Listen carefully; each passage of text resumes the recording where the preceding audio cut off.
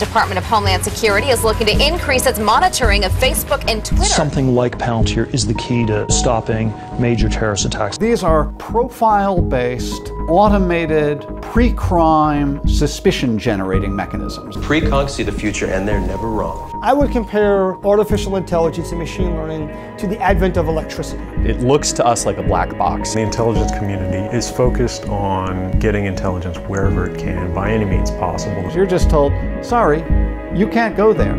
You can't do that. We all leave digital trails behind us as we journey through the world. And rapid advancements in artificial intelligence and machine learning technology have allowed corporations and governments to build ever more precise tools to analyze that data, discover patterns, and even predict behavior. I think one of the things that we're in the process of grappling with as a society is, what does this technology mean? What does it do?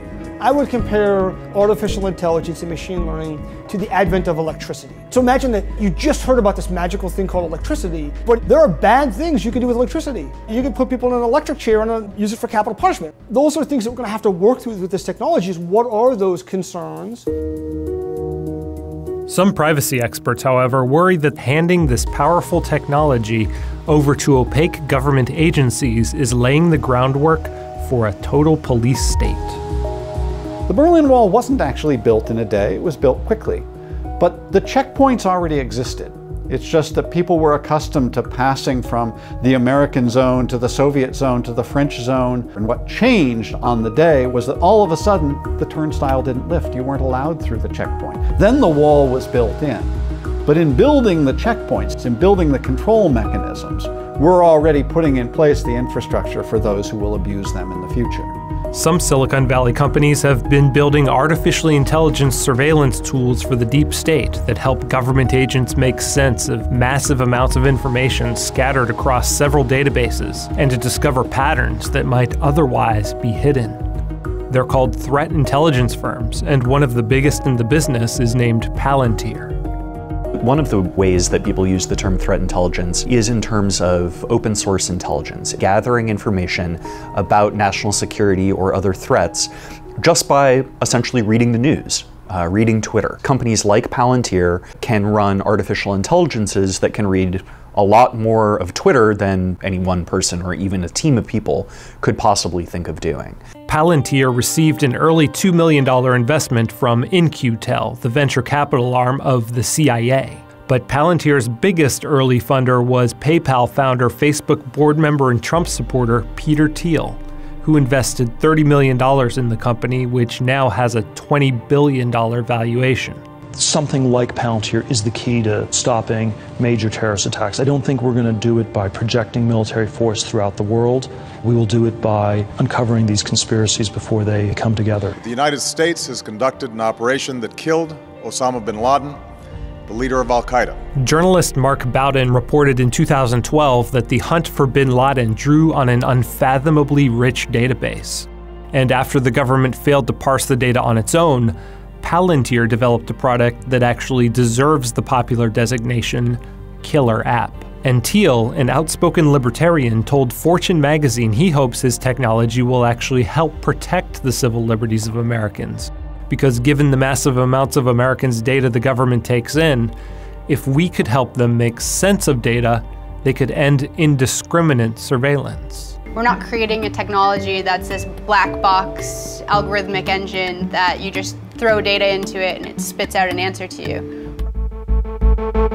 But privacy experts worry that the secrecy around some of Palantir's contracts with the Department of Homeland Security are eroding civil liberties. Palantir's tools, in their sophistication and complexity and their algorithmic rule sets, enable the transition from this watching role to a proactive, predictive policing role. They are the supposed precogs. Precogs see the future, and they're never wrong. But it's not the future if you stop it. Isn't that a fundamental paradox? The movie Minority Report famously portrayed a society where police harnessed the power of psychic precogs to arrest people for crimes before they are ever actually committed. A 2012 Department of Homeland Security report boasts that Palantir's tech can be used to predict future activities. So in moving down that path of pre-crime profiling, we're accepting that it is legitimate to impose consequences based on robotic precogs conclusions about what you're likely to do in the future. So we say artificial intelligence, and we think about Skynet and HAL from 2001. A lot of times the actual technical reality is much more mundane and less exciting. We may be looking at things that are, for the AI, simply understanding what humans may intuitively get. If you drop a pen on the floor, you're likely to bend over and pick it up, right? Or types of predictions that might be in the aggregate, right? So for an aggregate population that undertakes certain behaviors, some percentage of them are likely to do X, Y, or Z.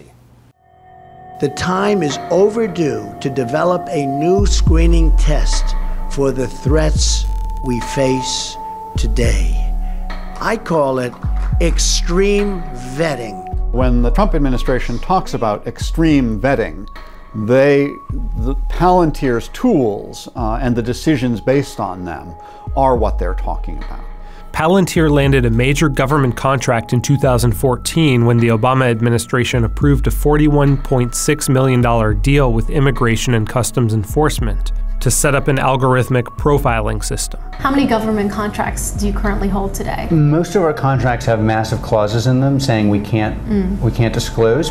The full extent of Palantir's federal contracts remains unknown, but under the Trump administration, the company has created a profiling system for Border Patrol, and a former Palantir lobbyist serves in the Pentagon as Deputy Chief of Staff to Defense Secretary James Mattis. Representatives from Palantir declined to participate in this video, but the company website assures visitors that there is oversight from Palantir's Council on Privacy and Civil Liberties. Palantir is as opaque today as they were when they were founded. When other organizations have filed FOIA requests seeking information about it, they're almost uniformly denied. It looks to us like a black box, and without being inside Palantir, it's hard to say exactly how it works.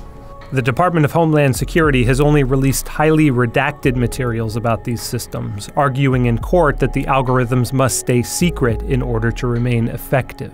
One of the challenges in a lot of intelligence work is that oftentimes the nature of the work is that if you explain publicly exactly what you're doing and how you're collecting information on whether it's a terrorist or another government, you spoil that source of information. When the government is telling judges whose role is to review and approve these things, trust us, but don't actually look at what we're doing, don't look behind the curtain, that should be a red flag that something wrong is going on behind the curtain and that we need to look more closely at it. Enemies of freedom committed an act of war against our country. What we've seen since 9/11 is the emergence of a homeland security industrial complex that now rivals in its lobbying power and its influence in Washington, the military-industrial complex. But I think the existence of a homeland security industrial complex as a force in Washington, regardless of which party is in power, has been largely unrecognized. Because of the secrecy around the technology, it's hard to know to what degree the federal government has deployed it not only against immigrants and refugees, but against American citizens. We do know post 9/11 that information sharing between foreign intelligence agencies and domestic law enforcement has become routine. Once these tools are built, the mission creep is extremely rapid. Once the NSA built a tool to try and find terrorists' phone calls, it was almost immediately used by DEA to find street-level drug criminals. If ICE builds a tool using Palantir technology, we can be certain that that tool will be used to whatever a government customer wants to do. The real question is, what do we do with the technology, right? Who's using it, for what purposes, and under what kinds of safeguards? Particularly when we're talking with the government, what are the checks and balances in place? But there's no technology that is just inherently good or inherently bad. It's about how we're using it and to what ends. I don't think it's inevitable that the government is going to adopt this kind of technology any more than it's inevitable that we're going to have a regime where you have to show your papers everywhere you go, or where there are virtual checkpoints everywhere in your facial image and its template is a virtual key that's vetted every time you walk down the street. The situation is bad. It's going to take significant change and significant popular resistance and pushback.